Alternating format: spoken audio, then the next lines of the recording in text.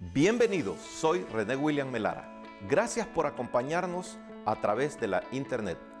Nuestra oración es que el mensaje de hoy sea de bendición y pueda comprender el amor y propósito de Dios para su vida. Si tiene alguna pregunta y desea congregarse con nosotros, la información está disponible en nuestro sitio web en el www.iccmd.org. Dios le bendiga.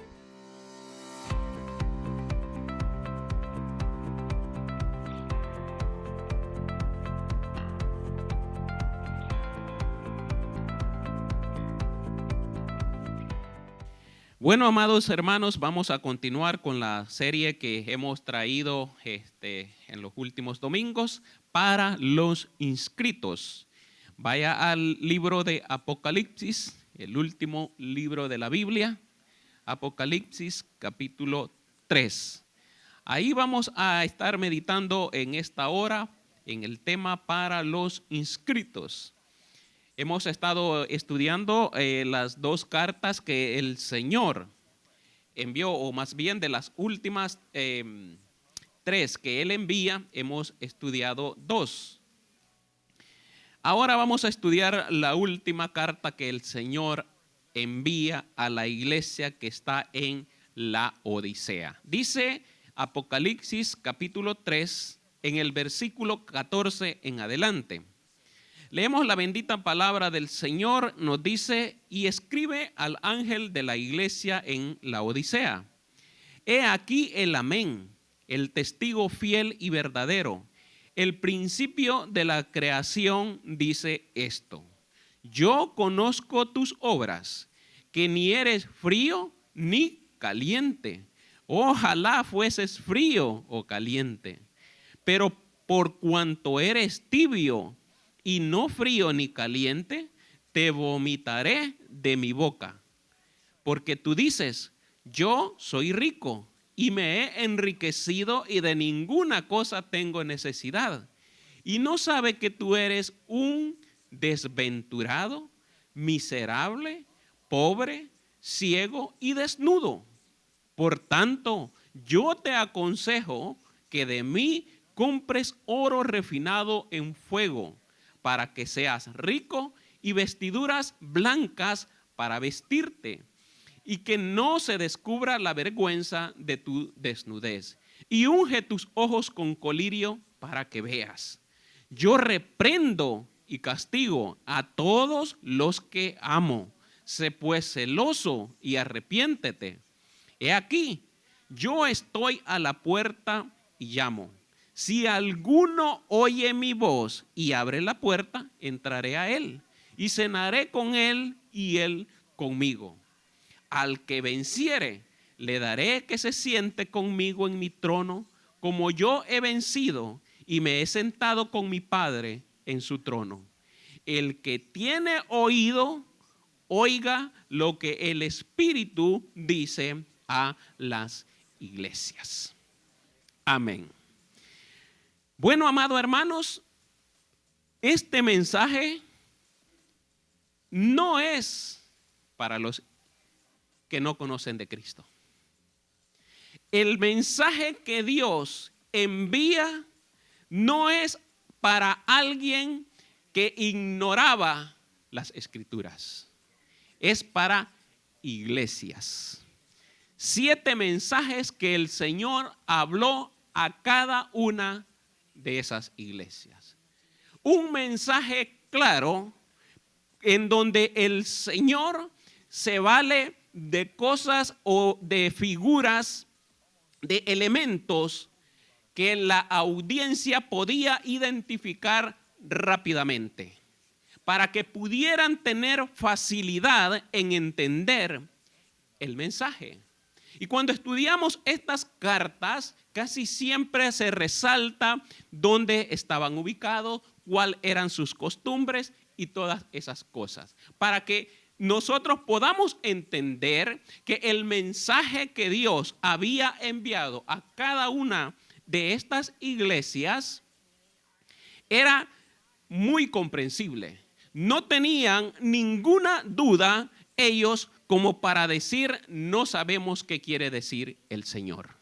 Era algo con lo que ellos estaban familiarizados, como para rápidamente entender de qué Dios les estaba hablando. Cuando Jesús anduvo en medio en el desarrollo de su ministerio, nos muestra la palabra que él hablaba en un lenguaje bien entendible, bien común para todo tipo de oyente. Las figuras que él utilizaba, cualquiera podía entender porque sabían, las conocían. Entonces, igualmente a estas iglesias, a cada una de ellas, les resaltan lo que ellos hacen, cómo ellos viven, para que de esta manera las iglesias pudiesen entender su mensaje. El Señor dice que habla a través de Juan, quien es el que Dios utiliza para que escribiera estas cartas. Él le dice, escribe al ángel de la iglesia en la Odisea. Esta iglesia ya no existe. Ahora existe usted y existo yo como iglesia. Por lo tanto, el receptor de este mensaje somos nosotros. Porque Dios la dio en aquel tiempo, pero el mismo mensaje sigue siendo hoy. Porque los problemas, las necesidades siguen siendo las mismas. Y si usted vino hoy es porque para usted es el mensaje. Y para todo aquel que lo escucha, porque el Señor tiene el cuidado de hacernos saber de dónde viene este mensaje. He aquí el amén, el testigo fiel y verdadero, el principio de la creación de Dios dice esto. Todo lo que vamos a predicar es ese Dios, el amén, el testigo fiel y verdadero, el que lo ha hablado. Ese amén que la palabra del Señor nos dice hablando de Jesús, que en Él todas las promesas son sí y son amén. Pues ese Dios fiel y verdadero es el que escribe y le dice a Juan que escriba y que lleve este mensaje a cada uno de nosotros. Ya no a la Odisea, es a nosotros.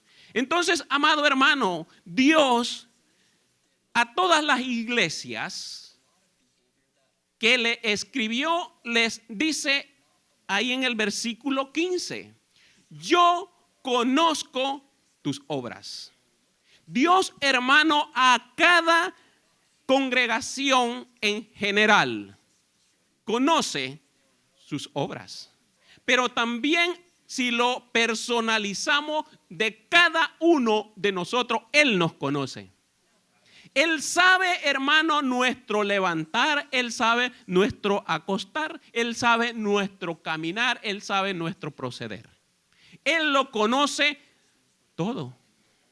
Teniendo a ese Dios que lo conoce todo, entonces no necesitamos de escondernos de nadie. Porque al final el que recompensa lo bueno o lo malo es Dios. El salmista dice en el Salmo 139, versículo 1, oh Jehová, tú me has examinado y conocido. Tú has conocido mi sentarme y mi levantarme. Has entendido desde lejos mis pensamientos. Has escudriñado mi andar y mi reposo. Y todos mis caminos te son conocidos. Pues aún no está la palabra en mi boca, en mi lengua. Y he aquí, oh Jehová, tú la sabes toda. ¿Los podemos esconder de Dios? No. Por lo tanto, amado hermano, Él dice, yo conozco tus obras. Cuando nosotros nos involucramos en el servicio, debemos de saber que a quien servimos no es a un líder, no es una congregación, es a Dios. Él dice, yo conozco tus obras. Es decir, todo aquello que nosotros hacemos, Él lo sabe. ¿Por qué? ¿Qué los motiva a nosotros a hacer lo que estamos haciendo? Ante Él no podemos llegar con apariencias, porque Él sabe de dónde procede el interés nuestro. Y eso, amado hermano, nos debe de llenar de satisfacción a nosotros si es que estamos procediendo bien, que Él lo sabe. Por supuesto que si estamos procediendo mal, nos tenemos que afligir. Porque Él sabe, amado hermano, realmente lo que nosotros somos. Y Él espera en nosotros que estemos bien definidos de lo que somos. Que conozcamos, amado hermano, que somos en Él. Hablándole a esta iglesia le dice, yo conozco tus obras. A todas les dijo, yo conozco tus obras. Y a muchos, a las 6 anteriores, les recalcó lo que ellos habían hecho, les recalcó, amado hermano, la recompensa para cada una de ellas. Esta iglesia es diferente, porque esta iglesia no recibe ningún elogio, nada. Esta iglesia, amado hermano, el mensaje quizás diríamos es el más duro, pero era iglesia. Y la palabra procedía del mismo ser de Dios. De ahí venía, amado hermano, ese mensaje. Y Él le dice, yo conozco tus obras, que ni eres frío ni caliente. Ojalá, dice, fueses frío o caliente. Pero, por cuanto eres tibio y no frío ni caliente, hay una consecuencia. Te vomitaré de mi boca. No sé cuántos de ustedes han tenido la oportunidad de probar una agua tibia y si eso les produce alguna satisfacción o si les produce deseos de vomitar. Yo creo, hermanos, que a todos produce eso mismo, porque ni es frío como el café, es caliente, perdón, el café, ni frío como la soda, es tibio. Entonces, amado hermano, dice Dios, posiciónate en un lugar, o sos frío o sos caliente. Porque, hermano, qué difícil es compartir la palabra con una persona que usted le dice, si usted se muriera hoy, ¿dónde iría su alma? Y él dice, al cielo. Pero usted dice, pero y este hasta borracho está. ¿Cómo me puede decir que va al cielo? Pero ¿y qué le puede decir usted? Si él está convencido en sí mismo, porque a lo mejor y conoce la palabra. Pues así estaba esta iglesia. Conscientes, alegres de que iban al cielo. Por lo que ellos pensaban que eran y que tenían.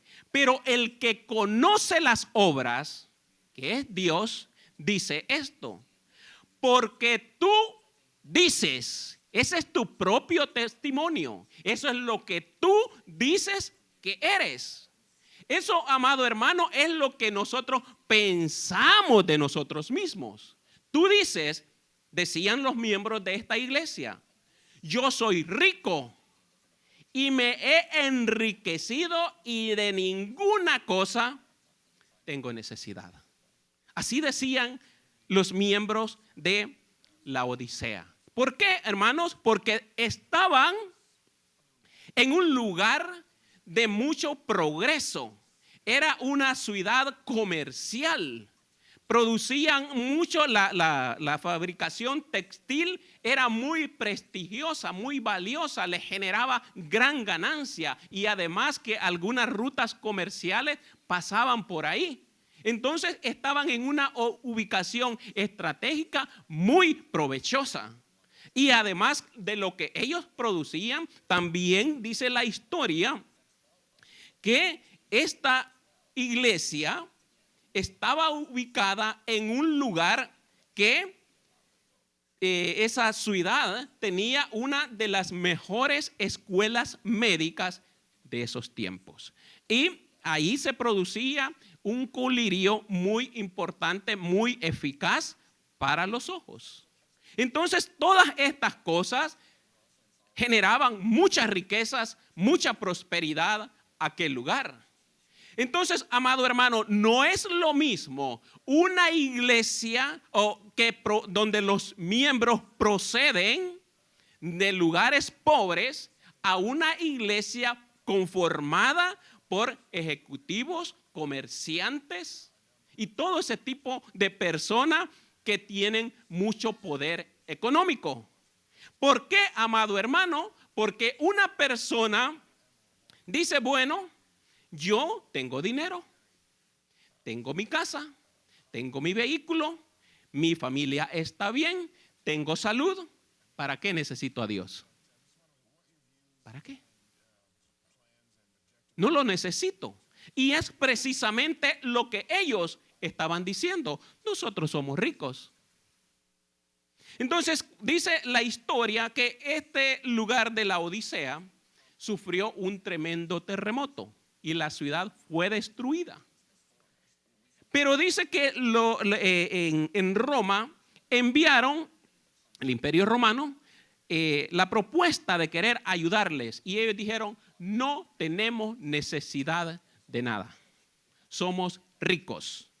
El orgullo, amado hermano, se había adueñado de su corazón. Porque lo que sucede hoy en día es que generalmente relacionamos la bendición de Dios con el prosperar económicamente. Si estamos siendo prosperados económicamente es porque estamos bien espiritualmente. Y no necesariamente es así. Entonces, y como nosotros, hermanos, nos vemos inmersos en toda esa cultura y nos arrastra, corremos el peligro de caer en el engaño de las riquezas. Y no, hermanos, producir el fruto que Dios espera de cada uno de nosotros. Por eso el Señor Jesús, cuando habla de la parábola del sembrador, dice la palabra que el que fue sembrado, dice, entre espinos, este es el que oye la palabra. Pero el afán de este siglo y el engaño de las riquezas, Mateo 13:22. Dice ahí la palabra que ha sido sembrado. La bendición, la palabra buena. El problema no está en la semilla que se siembra, el problema está en el terreno donde se está sembrando. Dice ahí, el que fue sembrado entre espinos, este es el que oye la palabra, pero el afán de este siglo y el engaño de la riqueza ahogan la palabra y se hace infructuosa. La ahogan. La palabra no puede llevar fruto. ¿Por qué? Porque nosotros, amado hermano, tenemos una percepción equivocada de la bendición de Dios. Cuando nosotros leemos el Salmo 1, que es muy precioso, a veces, hermano, o quizás en la mayoría de veces, equivocamos el mensaje. Bienaventurado el varón que no anduvo en consejo de malos, ni estuvo en camino de pecadores, ni en silla de escarnecedores se ha sentado. Sino que en la ley de Jehová está su delicia, y en su ley medita de día y de noche. Esto es lo que nos encanta. Será como árbol plantado junto a corrientes de aguas, que da su fruto en su tiempo y su hoja no cae, y todo lo que hace prosperará. Un árbol que ha sido plantado junto a las corrientes de las aguas es un árbol que tiene todo para producir frutos. Pero a nosotros nos encanta más cuando dice todo lo que hace prosperará. Pero ¿y qué del fruto? Dios nos ha plantado junto a la corriente para que produzcamos frutos, no para que acumulemos árboles alrededor nuestro. Él dice que da su fruto en su tiempo. Y eso, amado hermano, debe ser el interés nuestro. ¿Qué fruto yo estoy produciendo? Antes de medir en lo económico, en lo material, la bendición de Dios, la debemos de medir en el sentido correcto. Porque los frutos del Espíritu es amor, gozo, paz, paciencia, benignidad, bondad, fe, mansedumbre, templanza, dominio propio. Eso es el fruto que ha sido sembrado junto a las corrientes de las aguas. Eso es lo que el Señor espera que nosotros produzcamos. Pero como el mensaje lo hemos cambiado, el engaño de la riqueza está dentro de las congregaciones, entonces medimos el prosperar económicamente como bendición de Dios. Esta iglesia procedía de la alta alcurnia, de los poderosos de ese lugar. Pero ¿qué sucede? Ellos se envanecieron, se llenaron de orgullo y dijeron: no tenemos necesidad. Eso es el pensar de ellos. Esa es la opinión que nosotros podemos tener de nosotros mismos. No tenemos necesidad. Yo estoy bien, estoy bendecido, hermano. Pero viene la opinión de Dios. Y la opinión de Dios es totalmente opuesta a lo que ellos pensaban. Dice: y no sabes que tú eres un desventurado, miserable, pobre, ciego y desnudo. Ni cerca estaban los de la Odisea del concepto de Dios de ellos. Ellos pensaban: no tenemos necesidad de nada. Pero Dios dice: ustedes son unos infelices, unos miserables, están ciegos, desnudos, pobres. Pero ellos decían: somos ricos. Y entonces, ¿cómo es eso? Es que, amado hermano, debemos de entender el mensaje de la palabra del Señor. Debemos, amado hermano, meditar qué piensa Dios de mí. ¿Cómo yo estoy midiendo mi bendición? ¿Es por el prosperar económico o es por el crecer en el espíritu? ¿Qué es lo que yo estoy valorando? ¿Hacia dónde yo me estoy dirigiendo? ¿Será que Dios piensa también que yo soy desventurado? Porque el Salmo dice bienaventurado, pero aquí dice: tú eres desventurado. Tú eres un infeliz, miserable, pobre, ciego y desnudo. O sea, no tienes nada. Para mí, dice Dios, no vales nada. Aunque tengas un templo que vale millones, no vales nada para mí. Aunque tengas butacas donde te atiendan bien, no vales nada para mí. Aunque tengas lo mejor en tecnología para proyectar el mensaje, no vales nada para mí. Dice el Señor. Eso es lo que Él dice. Ese es el examen, esa es la conclusión que Él llega. No valen nada. Cuando los apóstoles iban en Jerusalén, dice que le dijeron: mira, Señor, este templo que fue construido, wow, qué hermosura. ¿Qué les dijo el Señor?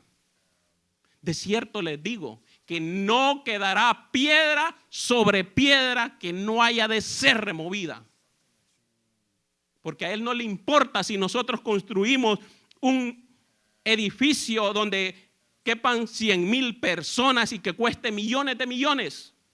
Lo que le importa a Él es que si hemos entendido el mensaje y si nos hemos arrepentido y hemos atesorado la vida eterna en nuestro corazón.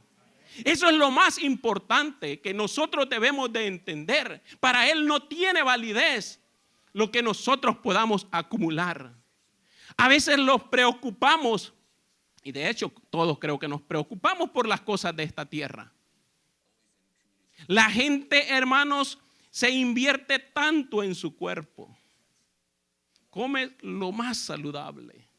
Hace ejercicio para mantenerse bien físicamente. Y la palabra, ¿sabe qué dice? Polvo eres y al polvo volverás. Hágase lo que usted quiera hacer. Póngase lo que usted se quiera poner. Quítese lo que usted se quiere quitar. Pero del polvo fuimos tomados y ahí vamos a volver. No hay otra ley. Esa es la que el Señor dice. Invertimos tanto en nosotros que, amados, nosotros a veces nos preocupamos por el ejercicio físico. Es bueno que lo hagamos. Pero ¿y de la oración? Hay gente que se jacta que se levantan a las 5 de la mañana. Tienen esa disciplina de levantarse a las 5 de la mañana para salir a caminar, correr, hacer ejercicio. ¿Y para orar? O se acuestan tarde. Pero no tenemos tiempo para nuestra relación con Dios. Entonces Dios dice, bueno, ustedes tienen todas las comodidades, pero realmente para mí ustedes son infelices, miserables, pobres, ciegos y están desnudos. Y están desnudos. A nadie aquí le gusta andar desnudo. Todos nos gusta andar bien vestidos, ¿verdad? Así nos gusta. Pero el Señor dice, ustedes están desnudos. Pero, amado, Dios nos hace ver a nosotros nuestra condición, nos saca nos pasa el escáner espiritual y nos saca todo aquello que nosotros tenemos malo, no para avergonzarnos, sino para que nosotros podamos entender lo que Él espera de nosotros. No para desecharnos, sino, amado hermano, para aconsejarnos, para guiarnos lo que debemos de hacer. Y Él dice en el versículo 18, por tanto, yo te aconsejo que de mí compres oro refinado en fuego para que seas rico. Oiga, amado hermano, ¿y no que ellos eran ricos? Pero el Señor les está diciendo aquí que de mí compres oro refinado en fuego para que seas rico. Compra lo mejor. Pero hay una palabra en la que un predicador hace bastante énfasis y que es muy útil para que nosotros la entendamos. Porque dice, como un pobre, Dios les ha dicho que eran pobres, ¿verdad? Entonces, ¿cómo esos pobres podían comprar oro refinado en fuego? Si Él les está diciendo, ustedes son pobres, miserables, ciegos, están desnudos. Pero dice, que de mí compres oro. Es decir, no vayas a las joyerías del mundo, sino ven a mí y compra de ese oro. ¿Podemos ir y comprar delante de Él? No. ¿Por qué? Porque ni aún con todas las riquezas de este mundo hay capacidad en nosotros para poder comprar algo del Señor. Entonces el Señor dice en Isaías 55:1, a todos los sedientos, venid a mí a las aguas, y a los que no tienen dinero, venid, comprad y comed. Venid, comprad sin dinero y sin precio, vino y leche. ¿Por qué gastáis el dinero en lo que no es pan y vuestro trabajo en lo que no sacia? Oídme atentamente y comed el bien y se deleitará vuestra alma con grosura. Venid a mí, compren sin precio. ¿Qué es lo que vamos a comprar? Bueno, lo mejor. Él lo relaciona con el oro refinado, es decir, un oro que está purificado de toda corrupción, de toda suciedad, está limpio, 100% puro el oro. Entonces el Señor dice, vengan, compren lo que yo les estoy ofreciendo. ¿Y qué es lo que el Señor nos ha ofrecido? La salvación. Él nos la ha entregado gratuitamente. He aquí el Cordero de Dios, dijo Juan, que quita el pecado del mundo. Entonces Él nos está llamando a que compremos lo mejor, a que compremos su salvación, no con un precio que nosotros podemos pagar. Es porque Cristo tuvo misericordia, entregó su vida por cada uno de nosotros para que la salvación nos perteneciera, para que nosotros pudiéramos heredar vida eterna. El Señor nos está diciendo, amado hermano, vengan, compren lo mejor.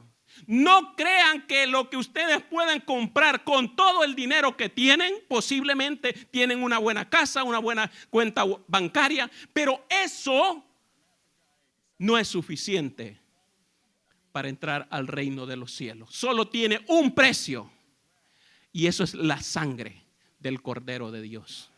Por esa sangre es que nosotros estamos aquí.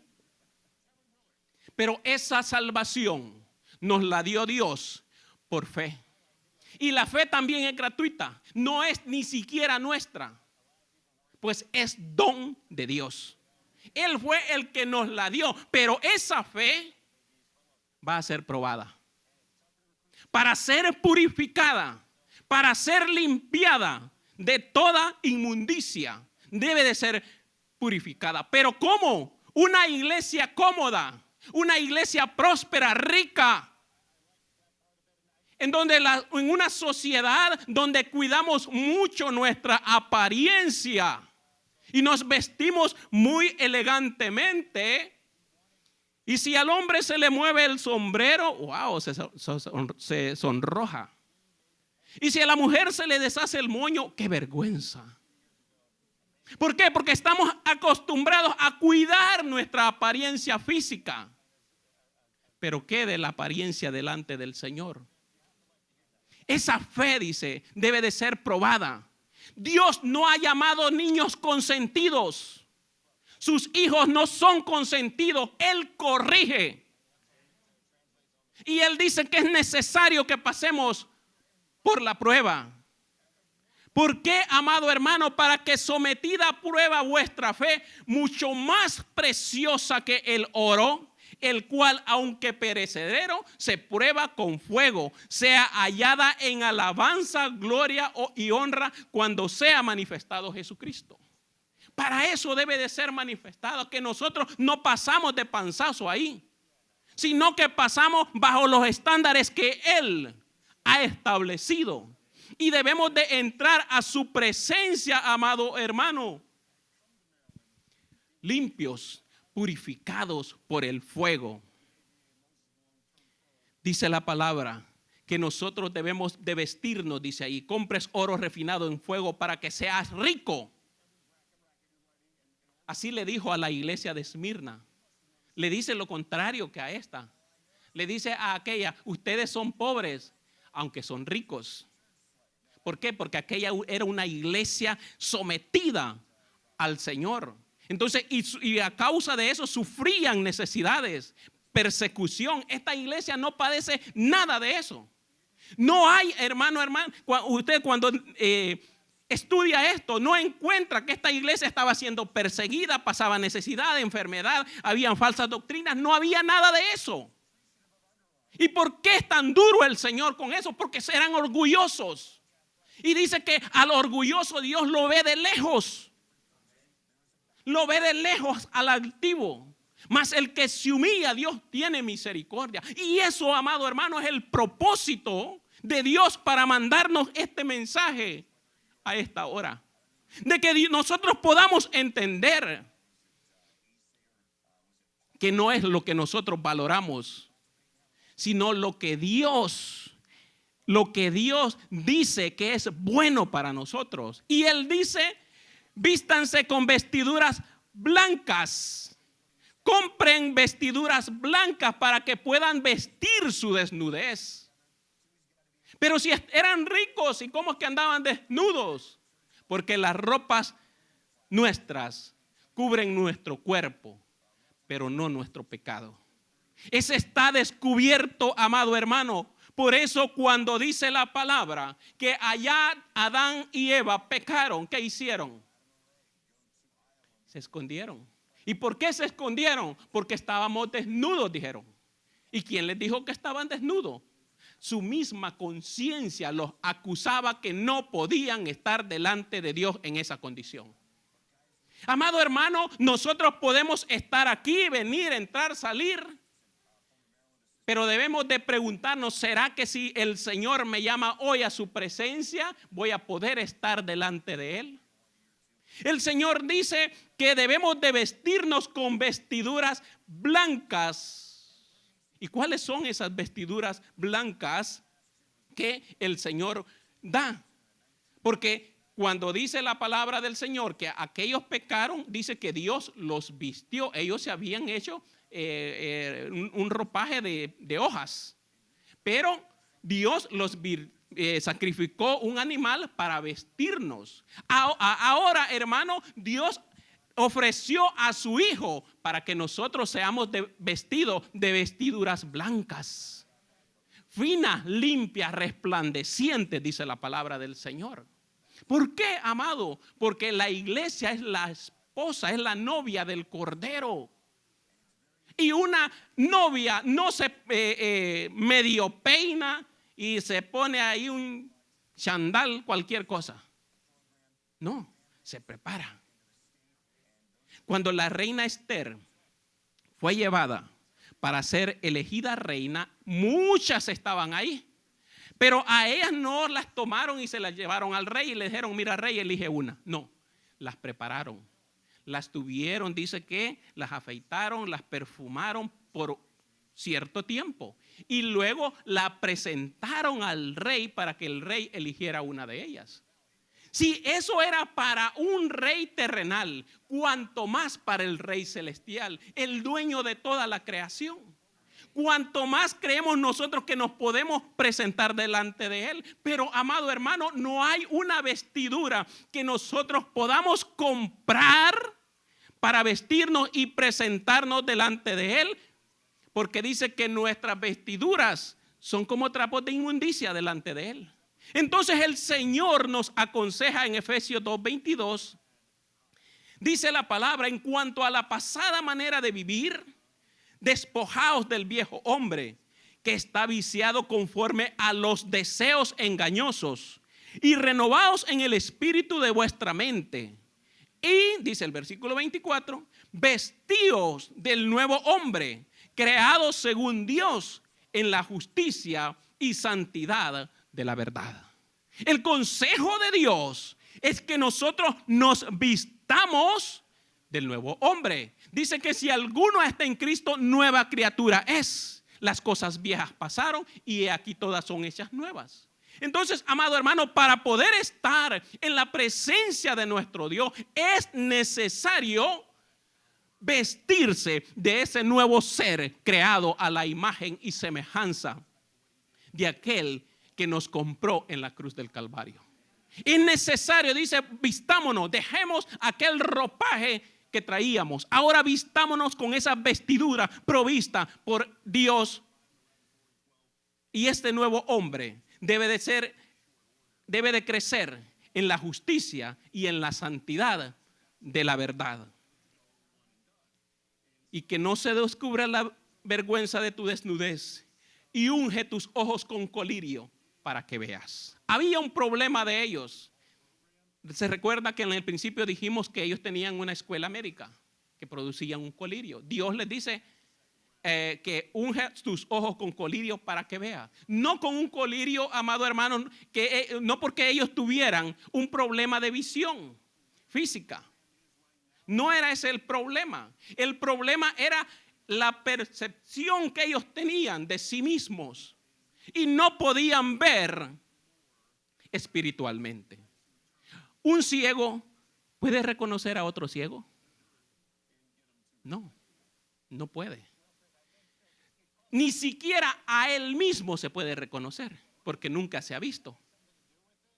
Entonces dice Dios, ustedes son ciegos, pero necesitan entonces que alguien les abra los ojos para que puedan conocerse. Y el Señor Jesús dijo en Lucas capítulo 4 versículo 18, el Espíritu del Señor está sobre mí por cuanto me ha ungido para dar buenas nuevas a los pobres. Me ha enviado a sanar a los quebrantados de corazón, a pregonar libertad a los cautivos y vista a los ciegos. Vista a los ciegos. Entonces es en Cristo Jesús que nosotros, amados hermanos, nuestro sentido de la vista espiritual es abierto. Porque Él dice que pone de su Espíritu Santo para que Él ahora nos guíe. Y además de eso, Él dijo, yo soy la luz del mundo. ¿Para qué? Para que nosotros ahora podamos vernos en la miseria en que nos encontrábamos. Y como Dios, amado, por haber abierto nuestro corazón, Él comenzó a obrar en nuestras vidas. Y hemos comenzado a ser transformados por ese poder. Entonces dice la palabra del Señor que en Cristo Jesús es donde nosotros vamos a lograr tener una percepción de lo que realmente nosotros somos. Humanamente no lo podemos hacer. Dios sabe y conoce muy bien lo que nosotros somos. El versículo 19 nos dice, yo reprendo y castigo a todos los que amo. Este mensaje no lo envió Dios para condenarlos a la Odisea. No lo envía Dios hoy para señalarnos, para condenarnos y para que nos vayamos de aquí. No lo envía Dios con ese propósito. Dice que Él reprende y castiga a todos los que ama. Los que ama. Si usted es amado, se siente amado por Dios, es para usted el mensaje. Si usted ha sentido ese amor de Dios, no piense de que Dios le está siendo injusto y que lo está acusando de algo que no es. Él lo sabe.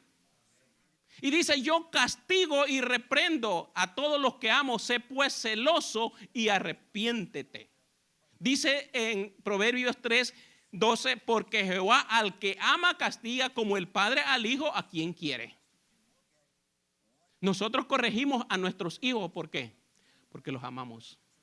Por eso los corregimos, los castigamos. Por el amor, para formar en ellos un carácter que les va a ayudar en su vida. De la igual manera Dios nos corrige a cada uno de nosotros y nos habla de esta manera para que podamos reaccionar. Pero dice la palabra de Dios, arrepiéntete. Bueno, pero eran iglesia, somos iglesia. ¿Cómo es que Dios nos dice que nos arrepintamos? Bueno, hermano, a veces nos equivocamos y pensamos que pedir perdón es sinónimo de arrepentimiento. ¿Y sabe qué? No. Una cosa es estar arrepentido y otra cosa es que usted pida perdón. Usted puede pedir perdón sin estar arrepentido, pero no puede arrepentirse y no pedir perdón. Él dice, arrepiéntanse. ¿Y qué es arrepentirse? Es reconocer que hemos ofendido para que el perdón sea adecuado, sea recibido, sea dado de una manera justa. Es cuando nosotros sentimos que hemos realmente ofendido.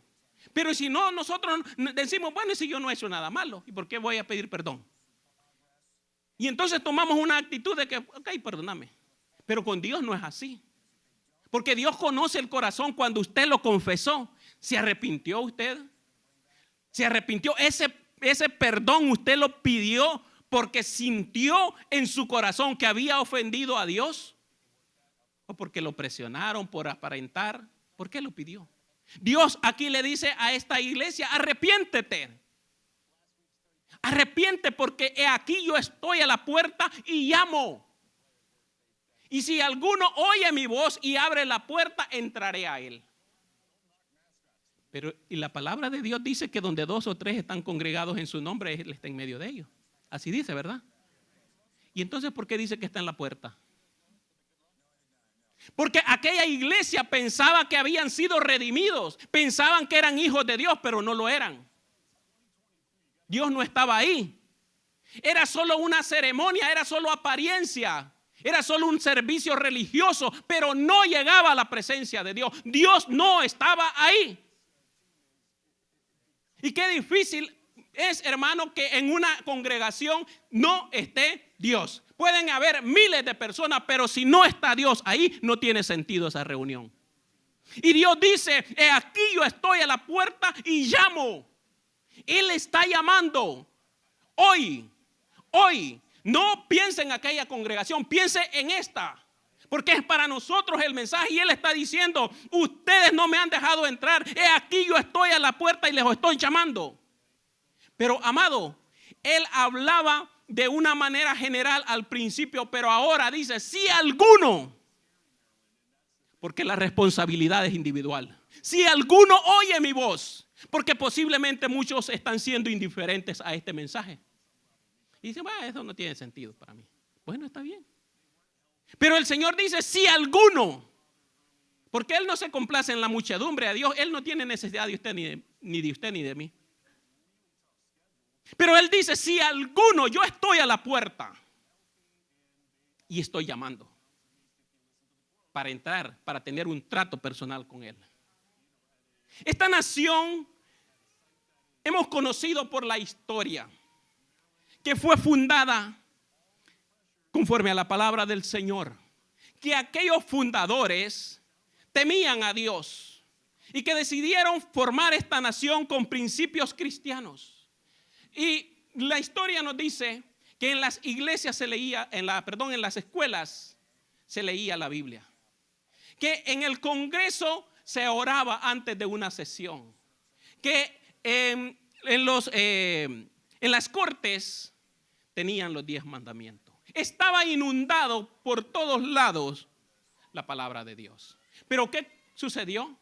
En la década de los 60 comenzaron a sacar todo eso de las escuelas, de las instituciones de gobierno. Y, amado hermano, es por eso que ahora las escuelas están llenas de violencia. ¿Por qué? Despreciaron a Dios. No queremos a Dios aquí. Por eso es que la justicia ahora no es justicia. ¿Por qué? Porque Dios no está ahí. Por eso es que los gobiernos son corruptos, inmorales. ¿Por qué? Porque Dios no está ahí. Por eso es que en el Senado se promueven leyes que van en contra de Dios. Porque Dios no está ahí. El temor de Dios no está ahí. Y Dios dice, yo estoy a la puerta de la iglesia y estoy llamando a la iglesia para que me dejen entrar. Porque yo quiero estar con ellos. Porque yo quiero tener comunión con ellos. Porque yo quiero darles lo verdadero, lo valioso. Él está diciendo, aquí yo estoy a la puerta y llamo. Si alguno. ¿Y qué me dice de las familias? ¿Qué me dice de la familia? ¿Está Dios ahí? ¿No será que Dios está diciendo, aquí yo estoy a la puerta y llamo? Padre de familia, ¿no será que Dios en esta mañana te está diciendo, yo estoy a la puerta y te estoy llamando? Para que tú abras la puerta de tu corazón, para que me dejes entrar en ese lugar. ¿Por qué hay tanto divorcio? No en el mundo, en las iglesias cristianas. ¿Por qué hay tantos hijos rebeldes? Tanta violencia en los hogares cristianos. Porque Dios no está ahí. Porque Él está diciendo, yo estoy a la puerta y les estoy llamando, les estoy hablando para que me dejen entrar. Y hoy, amado hermano, posiblemente haya gente que sea indiferente a esto. Pero no se preocupe por ellos, preocúpese por ustedes. Lo va a dejar entrar usted a su corazón. Él está llamando, Él está diciendo, yo quiero entrar a tu corazón. Yo quiero bendecir tu familia. Yo quiero bendecirte primeramente a ti. Gloria a Dios. Él nos está llamando. Y Él con amor nos dice, si alguno, ¿por qué? Porque Dios no obliga a nadie. Él lo llama con amor. Dice, si alguno oye mi voz y abre la puerta, yo voy a entrar y voy a cenar, voy a tener un convivio con Él y Él conmigo. Nos vamos a gozar con el Señor. ¿Por qué? Porque le vamos a abrir la puerta a nuestro Dios, al que venciere. le daré que se siente conmigo en mi trono. Mire qué promesa maravillosa de Dios. Nosotros quisiéramos que nos dejaran entrar a la Casa Blanca y sentarnos ahí en ese sillón donde se sienta ese viejo ahí. Pero mire, el Señor dice, el que venciere le daré que se siente conmigo en mi trono, así como yo he vencido y me he sentado con mi Padre en su trono. En su trono, ahí es donde yo me he sentado. ¿Por qué el Señor venció? ¿Cómo fue que el Señor obtuvo la victoria? Bueno, la palabra del Señor nos dice que aprendamos de Él. En Hebreos capítulo 12, versículo 1 dice: por tanto, nosotros también, teniendo en derredor nuestro tan grande nube de testigos, despojémonos de todo el peso y del pecado que nos asedia y corramos con paciencia la carrera que tenemos por delante, puestos los ojos en Jesús, el autor y consumador de la fe, el cual dice, gloria a Dios, puestos los ojos en Jesús, el cual por el gozo puesto delante de él sufrió la cruz, menospreciando el oprobio, y se sentó a la diestra del trono de Dios. Él, amado hermano, no escatimó nada con tal de vencer. Él dejó todo, fue a la cruz, se levantó y se sentó a la diestra de Dios. Y Él nos está diciendo aquí que nosotros tenemos una promesa, que si vencemos, si nos despojamos del pecado que nos asedia, dice la palabra del Señor, que también estaremos con Él. Nos va a dar esa oportunidad de poder estar junto con Él en su trono. ¿Cuántos nos gustaría estar ahí? Amén, gloria a Dios. Pues entonces la palabra del Señor dice: